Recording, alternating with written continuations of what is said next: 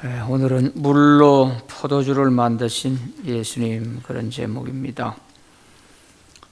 요한복음의 기록 목적은 예수께서 하나님의 아들 그리스도이심을 믿게 하려 함이요, 또 그를 믿어 영생을 얻게 하려 함이라고 그랬어요.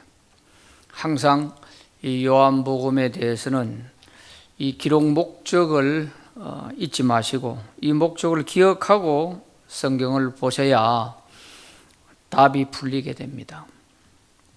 이제 오늘 2장에서부터 11장까지에는 예수님의 7가지의 표적이 나옵니다. 그래서 이 표적 하나하나를 살펴볼 때 답이 바로 거기에 있는 거예요. 그래서 오늘은 조금 어려운 부분도 있는데, 우리가 너무 잘 아는 물로 포도주 만든 예수님의 표적 사건 너무 잘 알고 있지만, 성경이 기록한 목적이 과연 내가 알고 있는 것과 일치하는지 하는 것을 한번 확인해 보는 그런 시간이 되시기를 바랍니다. 1번 문제 다 같이 읽어봅니다. 시작. 사흘째 되던 날, 공생의 초기 한 주간 가운데 몇째 날인가? 또 이것은 요한복음의 수미 상관 구조에서 볼 때 어디에 해당하는가? 조금 어려운 말이 있죠. 사흘째 되던 날, 예수님의 공생의 초기 한 주간 가운데 몇째 날에 해당하는가? 이게 첫 번째 물음입니다. 그 다음에 두 번째가 수미 상관 구조에서 이것이 어디에 해당하느냐, 이런 것이거든요. 자, 그러면은 이 사도 요한은 이 요한복음에 대해서 굉장히 날짜와 시간에 대한 부분을 아주 많이 강조하고 있습니다. 1장 29절에 보시면 이튿날 이렇게 되어 있어요. 이튿날 요한이 이렇게 되어 있고, 35절에 보면 또 이튿날 요한이 이렇게 시작합니다. 43절에 보면 이튿날 예수께서 이렇게 되어 있어요. 자, 이 1장은 예수님의 초기 첫 한 주간 동안에 있었던 일들을 기록하고 있습니다. 사도 요한은 예수님의 공생의 초기 한 주간 사역을 기록하면서 날짜에 대해서 유난히 많이 강조를 하고 있죠. 이튿날, 이튿날, 이튿날 3번 연속입니다. 그리고 오늘 2장 1절에 보면 사흘째 되던 날, 또 이렇게 되어 있어요. 자, 그러면은 예수님 공생의 한 주간 첫째 날은 있었으니까 그 이튿날이 있을 거 아니에요. 그러면 첫째 날 있었고 그 이튿날입니까? 이틀째 갔죠. 또 이튿날이니까 사흘 됐죠. 또 이튿날이니까 나흘째 됐잖아요. 그러면 그 다음에 다시 여섯째, 이제 이런데 오늘 2장 1절에 보면은 사흘째 되던 날 했잖아요. 이튿날이면은 이렇게 하면 되는데, 이게 사흘째 되던 날이니까 하루는 건너뛰고 이렇게 되니까 여섯째 날이 되는 거죠. 오늘 여기 사흘째 되던 날 하는 이 말은 예수님 공생의 사역의 초기 한 주간 사역 중에 여섯째 날에 해당하는 겁니다. 여섯째 날. 자, 이 여섯째 날을 강조를 많이 하는 것은 지금 사도 요한은 어디하고 지금 이렇게 대조되는 그런 것을 생각하면서 이렇게 기록했느냐 하면요, 창세기 1장에 6일 동안에 하나님이 창조하신 그 창조 사역과 지금 맞춰 보려고 이렇게 지금 신경을 쓴 거예요. 그러니까 1장 1절에 뭐가 나와요? 태초에 말씀이 계시니라, 이렇게 나오는 거예요. 창세기 1장에서 첫째 날은 뭐예요? 태초에 하나님이 천지를 창조하시니라 이래 나왔잖아요. 그러니까 사도 요한은 벌써 이 요한복음을 기록하면서 이 요한복음의 구조를 지금 어떻게 만들어 가지고 지금 기록을 해 나가는지 하는 이것을 우리가 조금 알면은 요한복음을 이해하는데 굉장히 큰 도움이 되는 겁니다. 그래서 이튿날 이렇게 많이 날짜를 강조하고 있는 거예요. 자, 그러면은 이 여섯째 날에 해당이 된단 말이에요. 그 다음에 두 번째 문제를 봅시다. 또 이것은 요한복음의 수미상관 구조에서 볼 때 어디에 해당하는가? 이게 좀 많이 어렵습니다. 먼저 단어를 좀 이해하기에 길게 늘어서려고 해도 마땅한 그게 안 돼서 그냥 좀 용어를 그대로 썼습니다. 수미상관, 머리와 꼬리, 시작과 끝이 비슷하게 하든지 같게 만들어 가지고 상벽을 이루게 한다는 거예요. 시작과 끝이. 이것은 주로 문학에서 시 같은 데서 그런 걸 많이 볼 수 있죠. 시 같은 거 보면은 첫 소절에서 나왔던 그 문장이 끝에 가면 한 번 더 반복하면서 그 시의 주제를 강조하는 이런 기법이 수미상관 기법이죠. 왜 이런 기법을 쓰느냐 하면은 이런 기법을 쓰는 데는 그 글 자체에 대한 안정감을 주죠. 안정감을 줘서 읽는 사람으로 하여금 주제를 쉽게 빨리 습득할 수 있도록 이렇게 만드는 것이 바로 이 수미상관 구조를 만드는 그런 것인데, 이 요한복음은 그러면 어떻게 수미상관 구조가 되어 있느냐 하면은요, 1장과 마지막 21장이 수미상관 구조로 되어 있습니다. 그리고 이 1장에서 되어진 요 내용들을 가만히 보면 19절부터 28절까지 세례 요한이 자기 자신을 부인하면서 예수님을 소개하고 하는 이런 내용이 나오지 않습니까? 이런 내용들이 어디에 하고 연결이 되느냐 하면은 뒤에 마지막 가면은 12장부터 20장까지, 이 요한복음 12장부터 20장까지 여기의 내용은 마지막 한 주간에 있었던 사역입니다. 예수님의 공생의 마지막 한 주간에 있었던 내용이에요. 그러니까 1장은 예수님의 공생의 초기 한 주간이잖아요. 그런데 이제 21장은 마지막 12장부터 20장까지는 마지막 한 주간에 대한 내용들이에요. 이렇게 상벽을 이루도록 이렇게 맞춰놨어요. 그래 나서 이 첫째 날 세례 요한이 신분을 자기가 밝히면서 예수님을 소개하고 하던 이런 것들을 뒤에 가면은 예수님이 베다니에서 12장에 보면은 자기 자신을 밝히고 하는 그런 내용이 나오죠.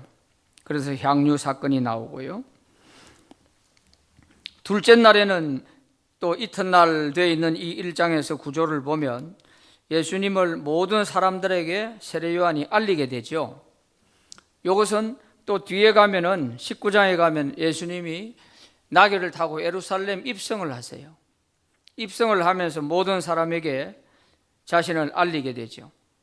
이렇게 짝을 이렇게 맞추려고 신경을 쓴 것을 볼 수가 있어요. 그래서 수미상관 구조라고 하는 거예요. 그러면 여섯째 날에는 어떻게 되는 것이냐? 다섯째 날은 침묵을 하고 1장에는 안 나오잖아요. 그런데 뒤에서는 다섯째 날 어떻게 되냐? 예수님이 무덤 속에 계신 날이에요. 그러면 여섯째 날은 마지막 주에 일요일 예수님이 부활하신 날이 돼요.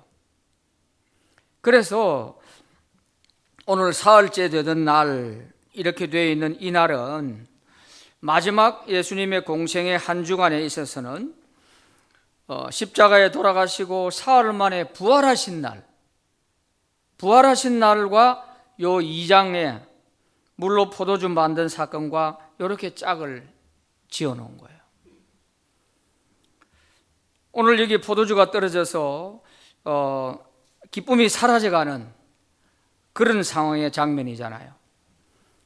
마찬가지로 예수님의 고난 마지막 한 주간에도 예수님이 십자가에 돌아가심으로 인해 가지고 제 아들이 다 낙심하고 고향으로 돌아가고 이렇게 되어 있을 상황이잖아요.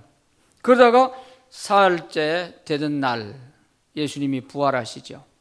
부활하심으로 인해서 다시 기쁨을 되찾고 소망을 갖게 되잖아요. 여기서 다시 완전히 기쁨이 끝나야 되는데 예수님이 물로서 포도주를 만들어 주심으로 다시 그 기쁨을 다시 회복시켜 주시는 이런 내용으로 되어 있죠. 그래서 이 사흘째 되던 날 하는 이 말이 대단히 의미 있는 말이라는 것입니다. 자, 이건 너무 오래 할 수 없으니까 이제 뒤에 넘어가겠습니다. 자, 2번 문제 읽어봅니다. 시작.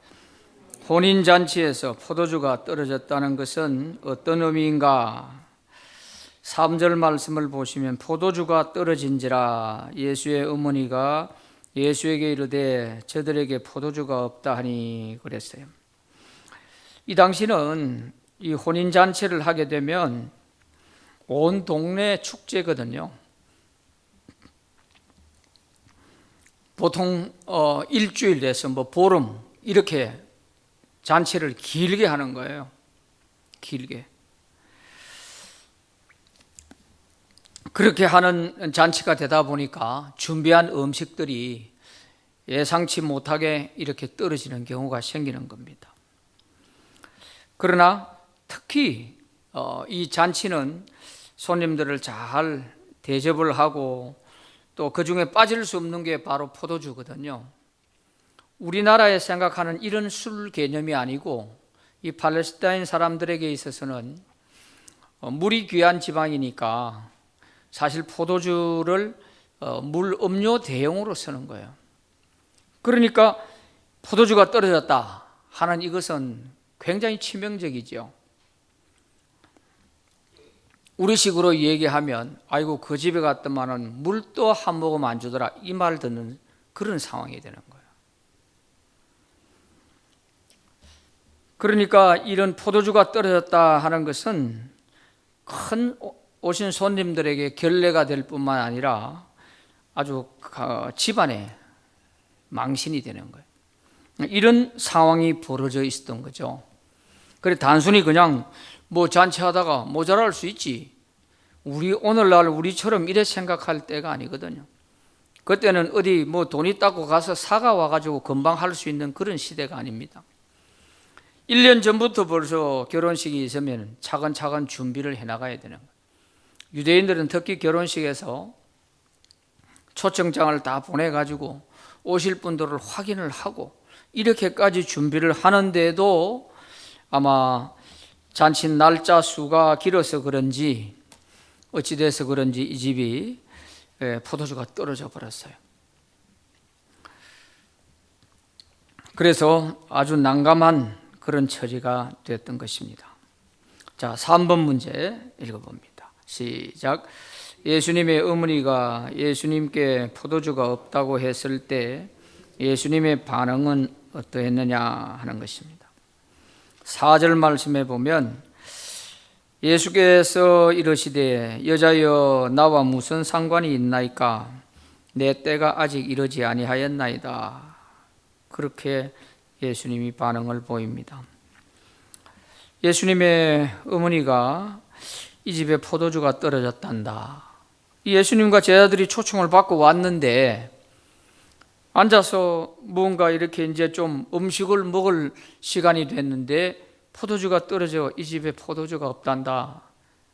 이렇게 얘기를 하니까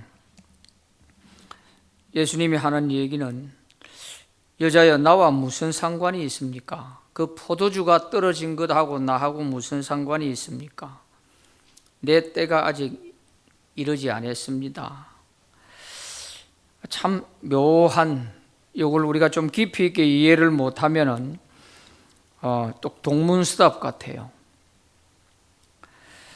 예수님이 이 잔치집에 가서 일을 도와주고 이렇게 하는 걸 보면 아마 이 혼주척하고 분명히 무슨 인척 관계가 되는 것 같아요. 아주 가까이 지내는 그런 관계가 되는 것 같습니다. 그래서 예수님이 먼저 가서 일을 도와주고 있고 예수님과 제자들은 그 뒤에 이제 여기에 초청을 받고 간 거거든요. 자, 여기서 이 예수님의 반응에서 우리가 좀 눈여겨볼 것은 예수님이 어머니에게 여자여 하는 이 말을 먼저 우리가 이해를 해야 되고요. 여자여 하는 이 말은 그리스 말의 귀나이라고 하는 말은 아주 극존칭어입니다. 우리식으로 말하면은 좀 여성에 대해서 낮춰서 말할 때 여자여 이렇게 우리가 생각할지 모르지만 이 그리스 말의 이 귀나이라고 하는 말은 굉장히 높은 말이에요. 왕후를 부를 때 귀나이라고 부르는, 그러니까 극존칭어예요. 또 자기 아내를 사랑하는 마음으로 가장 높여서 부를 때 이렇게 불렀다고 하는 거예요. 아무리 그렇게 높은 말로 부른다 할지라도 어머니에게 대해서 여자여 이런 말을 쓰는 것은 우리가 쉽게 이해하기 어렵습니다. 왜냐하면 그 3절에 보면은 예수의 어머니가 이렇게 되어 있잖아요. 거기에 어머니라는 단어가 있어요. 메테르라고 하는 어머니라는 단어가 있습니다. 이 어머니라는 단어가 있음에도 불구하고 여자여 이런 단어를 쓰고 있단 말이에요.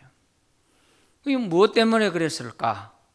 이걸 놓고서 신학자들은 많은 여러 가지 이야기들을 많이 하죠. 그러나 공통된 점은 뭐냐 하면 이제 공생애를 시작하면서 이제는 더 이상 예수님과 마리아가 어머니와 아들로서의 관계에서 한 말씀이 아니고 이제는 만민의 메시아, 만민의 그리스도로서 어머니지만 한 성도로 생각하는 거예요. 객관적인 입장에서. 그러나 어머니이기 때문에 최고의 존칭어를 써서, 극존칭어를 써서 그렇게 불러주기는 하지만 이 말 속에는 이제 예수님이 더 이상 육신적인 당신의 아들이 아니다. 나는 만민의 그리스도로서 이제는 공생애를 시작한다 하는 그것을 선언하고 있는 것입니다. 이 한마디가, 여자여 하는 이 한마디 단어가 바로 그런 의미를 주고 있는 거예요. 예수님이 그리스도로서 이제는 공생애를 시작하는 마당에서 이 한마디로서 어머니와 더 이상의 그 관계를 정리하고 이제는 공적인 그리스도로서 이제 사역을 시작해 가는 겁니다. 바로 그런 문제. 그러면서 거기 내 때가 이렇게 나와 있지 않습니까? 내 때가, 이것은 그리스도로서 세상에 드러낼 때가 아직 아니다, 그런 뜻이죠. 그래서 이런 용어를 우리가 이해를 잘못하면 아주 말이요 좀 나쁜 그런 마음을 가질 수가 있죠. 유교식 표현 같으면 상놈이라고 안 하겠어요. 그런데 그런 뜻이 아닙니다. 예수님은 하나님의 아들로서 이 땅에 오셔서 이제 그동안에 이제 부모와 아들과 어머니로서의 관계로서 지내왔지만 이제는 공생애를 시작하는 이 시점에서부터는 이제는 어머니와의 관계를 정리합니다. 그래서 이 요한복음에만 여자여라는 말을 3번을 쓰고 있어요. 부활하신 이후에 막달라 마리아가 무덤에서 울고 있을 때 예수님께서 여자여 하고 이렇게 막달라 마리아를 부른 그런 적이 있고, 또 예수님이 십자가 위에서 아래에 있는 십자가 아래에서 울고 있는 어머니를 보고서 그때도 똑같이 어머니라는 말을 쓰지 않습니다. 여자여 아들입니다. 그런 말을 하죠. 그래서 이 여자여라는 이 한 단어가 주는 의미가 대단히 크다 하는 것을 알 수가 있습니다. 자, 4번 문제 읽어봅니다. 시작. 예수님의 어머니 마리아가 하인들에게 무엇이라고 하였는가? 자, 이러니까 한번 잘 이 연결을 한번 지어보세요. 이 집에 포도주가 떨어졌단다 하고 그 상황을 예수님께서 알려주고, 예수님은 좀 이해하기 어렵게 내 때가 아직 아닙니다 이렇게 하고 차갑게 이렇게 하시잖아요. 그런데도 마리아는 예수님의 그 말의 의미를 알아듣었던 것 같아요. 예수님이 왜 여자여 하면서 이렇게 할까? 당황하거나 그런 것이 아니라 그 말을 얼른 알아듣고 5절에서 하는 말씀이, 하인들을 불러놓고 너희에게 예수님이 무슨 말씀을 하시든지 그대로 해라 하고 당부하는 걸 볼 수 있습니다. 참 놀랍죠? 어떻게 보면 전혀 이게 3절, 4절, 5절이 연결이 전혀 안 되는 것 같아요. 그런데도 하나하나 우리가 깊이 생각해 보면, 야, 참 빨리 알아듣고 빨리 깨닫고 이렇게 되는구나 하는 것을 느낄 수가 있어요. 다른 사람은 좀 어리둥절했을지 몰라요. 제자들은 주변에서 예수님이 어머니한테 하는 그 모습이, 말하는 모습이 어떻게 이렇게 할까? 좀 이렇게 어리둥절하게 생각했을지 몰라요. 그런데 예수님의 어머니 마리아는 그걸 빨리 알아들은 것 같아요. 그러니까 하인들 불러놓고 너희에게 무슨 말씀을 하시든지 그대로 해라.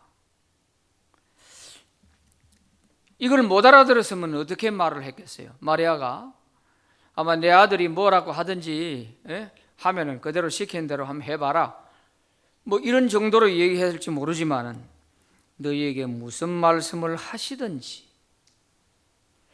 이렇게까지 얘기를 하는 걸 보면 마리아가 예수님을 그리스도로 인정했다는 것이죠. 그리스도로 인정을 했다는 거예요. 그러니까 이런 말을 할 수 있는 거예요. 그러니까 참 예수님과 마리아만이 이에 통할 수 있는 그런 이야기입니다. 그런데 우리가 제3자로서 이 문장을 놓고 보면 이야기가 참 어렵죠. 꼭 동문서답 같은데도 진행이 되어 간단 말이에요. 그거는 알아들었다는 뜻이잖아요.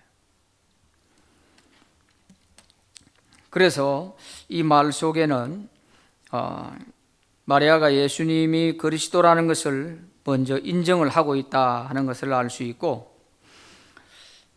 마리아가 예수님을 이렇게 빨리 알아들을 수 있는 것은 뭐 금방 그런 어떤 그 느낌이나 어떤 영감을 가지고 그렇게 했다는 것은 결코 아닙니다.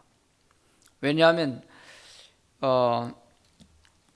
마리아가 예수님과 함께 이렇게 예수님 어린 시절부터 쭉 같이 살아온 기간들이 있지 않습니까? 태어날 때부터 벌써 성령으로 잉태해서 태어났다는 거 누구보다도 마리아는 잘 알고 있고요. 또 천사들이 와가지고 고지를 해 주었을 때 그것을 직접 들었던 사람도 마리아고, 아기를 낳고 난 이후에 또 아기를 데리고 정결 예식을 하기 위해서 성전에 갔다가 시몬이 예언하는 이야기도 또 들었잖아요. 탄생했을 때 동방박사들이 방문한 것도 직접 마리아가 다 겪었잖아요. 그리고 12살쯤 됐을 때에는 예수님을 잃어버린 적도 있죠. 그래서 다시 왔던 길을 되돌아 찾아서 가니까 성전에 앉아가지고 랍비들과 같이 성경을 토론하고 있단 말이에요. 그래서 왜 네가 여기 있냐고 했더니 예수님이 뭐라고 그랬어요? 내가 내 아버지 집에 있는 줄은 몰랐습니까? 이런다고요. 이런 어떻게 보면 우리가 보면은 좀 이상한 면이 한두 가지가 아니었잖아요. 그러니까 마리아는 충분히 이 예수님이 분명히 때가 되면은 이제는 하나님께 쓰임 받을 때가 온다 하는 이것은 알고 있었는데 그 때가 이제 언제냐 하는 이것을 생각하고 있었던 것 같아요. 그러니까 예수님께서 아직 내 때가 아직 아닙니다 하니까 이제는 그리스도로서 공생애를 시작했구나, 또 여자여 하는 이 말 한마디를 들으면서 마리아는 얼른 깨닫고 이렇게 말을 할 수 있었던 거예요. 놀라운 거예요, 이거요. 그래서 이 말 속에는 벌써 마리아가 예수님에 대해서 그리스도로 인정하고 때는 아직 아니라 할지라도 이제 이 계기를 통해서 내가 그리스도라는 사실을 확실하게 밝히 드러내야 되겠다. 이래서 아마 어머니의 그 얘기도 거절할 수도 없고 하니까 이 물로서 포도주를 만드는 이 표적을 행하게 되신 겁니다. 자, 5번 문제 읽어봅니다. 시작. 예수께서 항아리에 물을 채우라고 하신 항아리는 어떤 것인가? 6절에 보면 거기에 유대인의 정결 예식을 따라 두색 통드는 돌 항아리 6이 놓였는지라. 예수께서 그들에게 이르시되 항아리에 물을 채우라 하신즉 아기까지 채우니 그랬어요. 자, 여기에서 정결 예식을 따라 두세 통드는 돌 항아리 6. 여기에 사용되는 이 항아리에 물이 사용되는 게 뭐냐면 정결 예식을 따라 사용을 한다는 거예요. 그 말은 유대인들은 그 먼지 많은 곳에서 사는 사람들이기 때문에 들어갈 때 나올 때 음식을 먹을 때 항상 손발을 씻어야 되는 거예요. 그때 이 항아리에 주로 보면 대문 안쪽에 이렇게 놓아뒀다고 그래요. 그래서 물을 받아놓고 수시로 들어가면서 나오면서 늘 이 물을 퍼서 손발을 씻고 그렇게 했다는 겁니다. 고를 때 사용하는 그 돌 항아리입니다. 그런데 이렇게 항아리 6이 있다 하면 이 항아리가 어느 정도 크고 용량이 어느 정도 되는지 우리가 잘 알기가 어렵잖아요. 그래서 학자들은 여기에 대해서 이 돌 항아리 하나의 용량이 적어도 70리터에서 120리터 정도는 되는 항아리다, 이렇게 얘기를 합니다. 70리터에서 120리터, 굉장한 거죠. 이게 6개가 놓여 있으니까 전체로 보면 물량이 420리터에서 720리터가 될 수 있는 그런 엄청난 양의 물입니다. 그러니까 그 하인들이 물을 9가지 채웠다는 게 그게 금방 그렇게 쉽게 될 수 있는 게 아니라는 걸 알아야 돼요. 금방 뭐 어디 마당 한 구석에 우물에 가가지고 퍼와가지고 채울 수 있는 그게 아니에요. 대단히 많은 그런 물량이라는 거죠. 그런데 어떻게 됐든 이 하인들이 물을 다 채웠어요. 그런데 여기에 하인이라는 5절에 나와 있는 이 하인이라는 말 단어가 다른 데서 나오는 바울 서신에서 나오는 이런 하인, 둘로서라고 하는 종이라고 하는 이 단어가 아닙니다. 여기에서 사용하고 있는 하인이라는 것은 주인에게 애속되어 있는 그런 하인이 아니고 고용된 하인을 말하는 거예요. 그러니까 좀 다르죠. 둘로서는 완전히 주인에게 재산 목록에 올라가 있는 그런 종들이지만 여기에 사람들은 그 잔치하는 일을 위해서 아마 고용된 사람들인 것 같아요. 이렇게 해서 이 하인들이 물을 9가지 다 6개를 다 채웠다. 이것은 우리가 그냥 쉽게 읽어갈 부분이 아니라 알고 보면 이거 물 채우는데 시간이 꽤 걸렸을 테고 또 하인들이 정말 몇 사람이나 붙어가지고 이렇게 했는지 모르지만 자우정 그 예수님의 말씀에 순종하고 끝까지 물을 다 채운다는 게 결코 쉽지 않았겠구나. 또 하인들이 여러 사람이 달라붙어가 채웠다면은 그 사람들이 일을 하면서도 뭐 온갖 여러 가지 불평들이 나올 수 있죠. 왜 이 집에 포도주가 필요한데 물은 왜 떠다 채우라 하냐?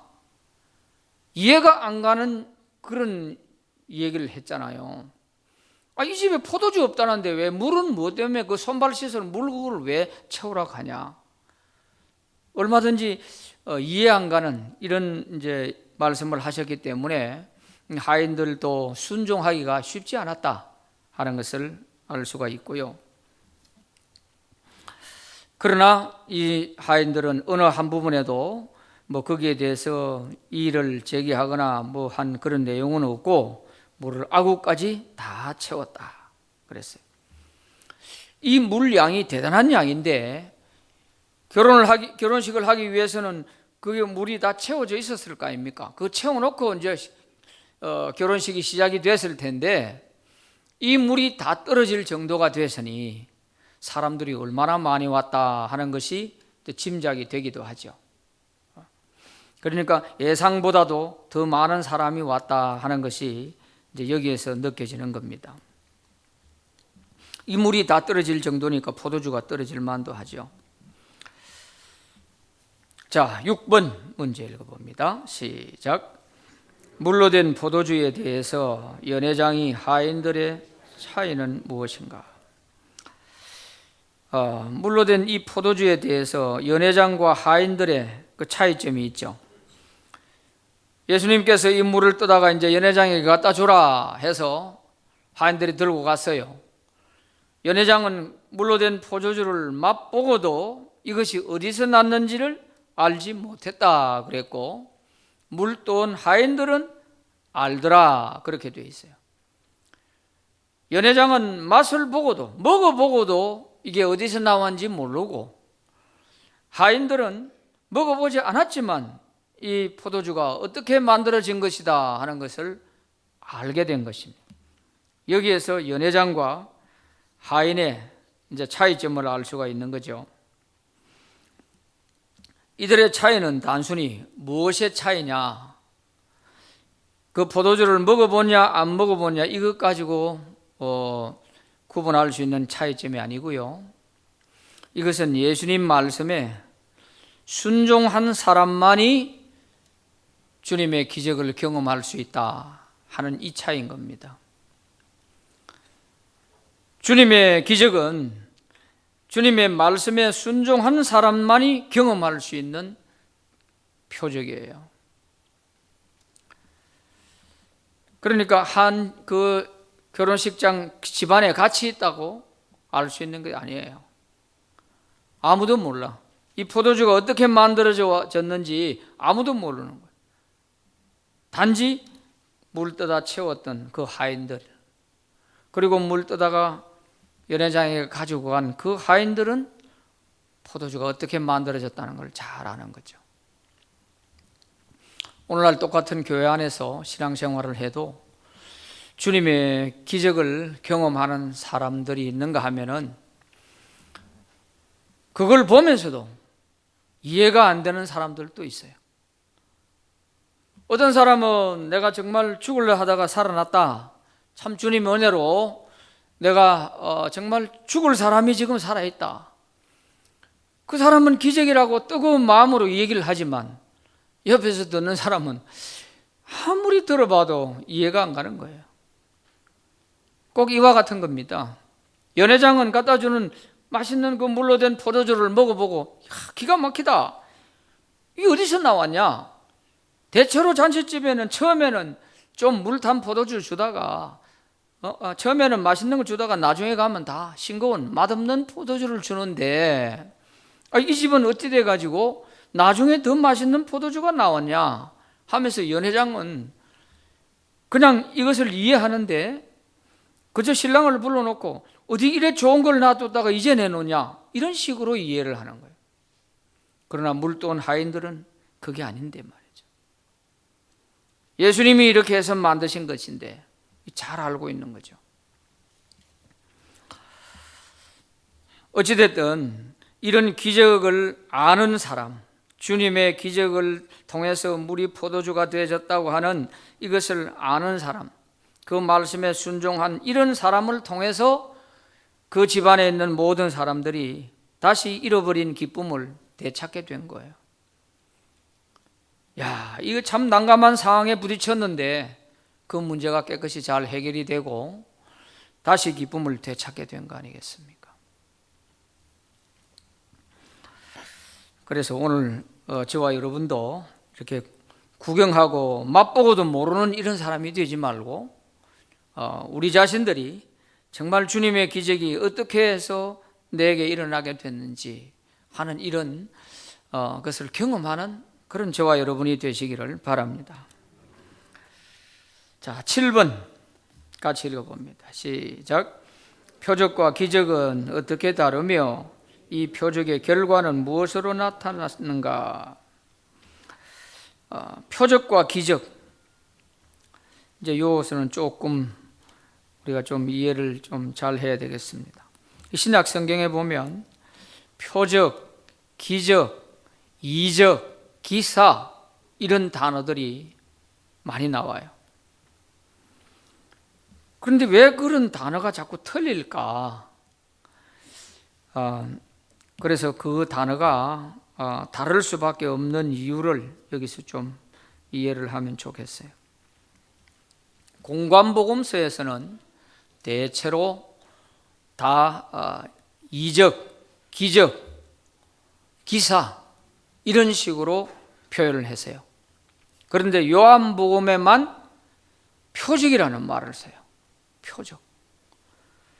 그래서 대표적인 7가지의 표적이 나옵니다. 7가지 표적이 이제 2장에서부터 11장까지에 나오는데 이 7가지 중에 5가지는 요한복음에만 나오는 표적이고 오병이어라든가 무리를 걸었다든가 하는 요거는 공관복음에도 나오는 거예요.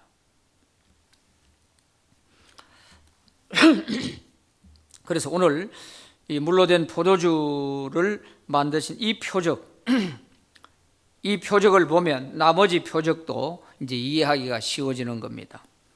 11절에 보면 예수께서 이 첫 표적을 갈릴리 가나에서 행하였다 그렇게 말씀하셨어요. 자, 표적과 기적 또는 이적, 기사 이거는 같은 말이에요. 기적은 초자연적인 현상입니다. 쉽게 얘기하면 초자연적인 현상. 그런가 하면 표적은 그게 아니에요. 표적은 하나님의 계시가 그걸 통해서 구체화되어지는 것입니다. 그래서 공관복음서에서 나타나는 이런 기적, 이적 이런 것들은요 초자연적인 현상을 하나님이 행하시지만 거기에서 주는 메시지는 단순히 이것은 하나님께서 초자연적인 역사를 행하셨다 이것이 메시지입니다.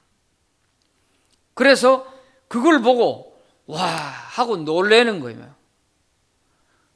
저 사람이 도대체 어떤 사람인데 바람과 파도도 잠잠해지나 이러면서 깜짝 놀라는 거예요. 이런 장면들이 나오지만 요한복음에는 그런 게 안 나옵니다. 이런 표적이 있음에도 불구하고 이 표적에 대한 그런 경이로운 신기하고 놀라운 그런 내용들이 나오질 않고 이 표적을 통한 메시지가 나와요. 메시지가. 이 표적을 예수님이 왜 행하셨는가 하는 겁니다. 복음서에는 보면은 불쌍히 여기셔서 긍휼히 여기사 뭐 이런 말이 많이 나오는데 여기는 그렇지 않습니다. 오늘 본문에 전혀 그런 게 없지 않습니까?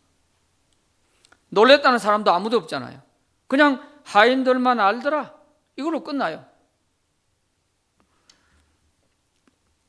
그러면 이 표적이라는 말은 그리스 말의 세메이온이라는 뜻이고, 기적이나 기사 이런 말은 신약 성경에서 테라스라는 말, 또 디나미스라는 말, 이런 말들로 표현이 됩니다. 그래서 이 표적 세메이온이라고 하는 것은 하나님의 계시가 담겨 있는 메시지가 있는 거예요. 메시지. 그래서 해석을 잘 하는 게 중요합니다. 어떻게 해석을 해야 되느냐, 그게 중요한 거예요. 그래서 제가 처음 시작할 때 요한복음을 기록한 목적이 예수께서 하나님의 아들 그리스도이심을 믿게 하려 함이요, 또 그를 믿어 영생을 얻게 하려 함이라 하는 것이 20장에 기록되어 있었지 않습니까? 그래서 그거를 항상 염두에 두고 이 세메이온, 물로서 포도주를 만든 이 사건을 예수님께서 행하신 것은 그 잔치집에 포도주가 떨어져서 마음이 아파서 만들어준 것도 아니고, 어머니가 부탁하니까 어머니를 봐서 만들어주는 것도 아니고요. 그러면 왜 만들어주시는 거냐? 목적이 나오는 거예요. 목적이. 물로서 포도주를 만드는 이 목적이 이 표적을 통해서 선명하게 확 나타내 보여주는 거예요. 그게 11절에 나와 있지 않습니까? 예수께서 이 첫 표적을 갈릴리 가나에서 행하여 그의 영광을 나타내심에 제자들이 그를 믿으니라 그랬습니다. 결론적으로 물로서 포도주를 만드신 예수님의 목적이 제자들을 위해서였어요. 제자들로 하여금 예수님이 그리스도라는 사실을 믿게 하기 위해서요. 초기 사역이거든요. 그러니까 지금 예수님의 제자가 되기는 했지만 이 사람들이 아직까지 예수님이 그리스도라는 사실에 대해서는 믿지를 못하고 있는 상황이에요. 나다나엘 한 사람만 랍비여 당신은 하나님의 아들이시요 당신은 이스라엘의 임금입니다, 이런 말을 했지, 다른 사람들은 아직 확신이 없는 거예요. 그런데 이 제자들을 데리고 지금 이 잔치집에 초청받아 온 거 아닙니까? 그러니까 예수님은 자기 자신을 그리스도로 이제 공생애를 시작하는 시간에 제일 중요한 게 자기 제자들이 우선 먼저 자기를 그리스도라고 믿을 수 있어야 될 거 아니에요. 거기에 목적이 있었던 거죠. 그래서 이 11절에서 이 물로 포도주를 만든 이 사건에 대한 결론적이고 이 표적을 행하신 주님의 그 모든 목적이 여기에 딱 집결이 되게 돼 있어요. 이걸 가리켜 그의 영광을 나타냈다 그랬어요. 영광을 나타냈다. 이제는 공생애를 공식적으로 시작을 하면서, 이거는 영광이라는 것은 뭐 주님이 높임 받는다 그런 게 아니에요. 이제 고난을 시작한다. 여기서 나오는 영광은 십자가와 연결됩니다. 주님이 십자가와 연결돼요. 그래서 이제야말로 공생애를 선포함과 동시에 이제 십자가를 향해서 가신다. 이거를 영광을 나타내심에 이렇게 표현하는 거예요. 그리고 목적은 제자들이 믿게 하는데 목적이 있는 거예요. 제자들이 믿게 하는. 그래서 우리가 이런 예수님의 이 표적에 대한 부분들을 하나하나 봐가면은 이 표적을 풀어나가는 공식을 알면은 재미가 있어요.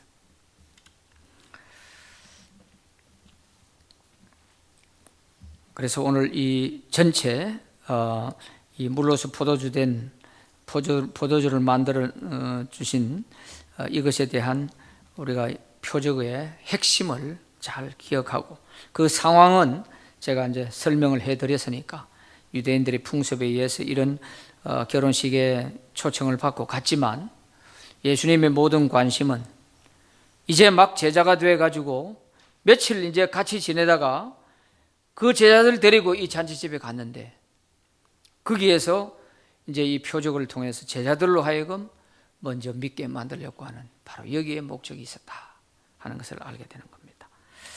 그래서 오늘 이걸 보면서 저와 여러분은 그러면 성경의 모든 이적들을 바라보고 또는 표적을 보고 할 때에 어떻게 이해를 해야 되겠냐 하는 거예요. 나에게도 이런 어떤 기적이 일어나게 하려면 어떻게 해야 되겠느냐? 예수님을 그리스도로 똑바로 믿고 우리가 그 그리스도에게 정말 구하라 찾아라 두드려라 그러면 주신다 한 그 말씀이 그대로 믿어져서 그렇게 우리가 기도할 때 응답받고 기적이 나타나고 놀라운 역사가 일어나겠죠. 그게 안 믿어지면은 아무리 성경에 기적이 많이 나오는 이런 내용들을 봐도 나하고는 상관이 없는 그런 것이 되고 마는 것입니다. 그래서 성경의 기적이 곧 저와 여러분의 기적이 되기를 기원합니다.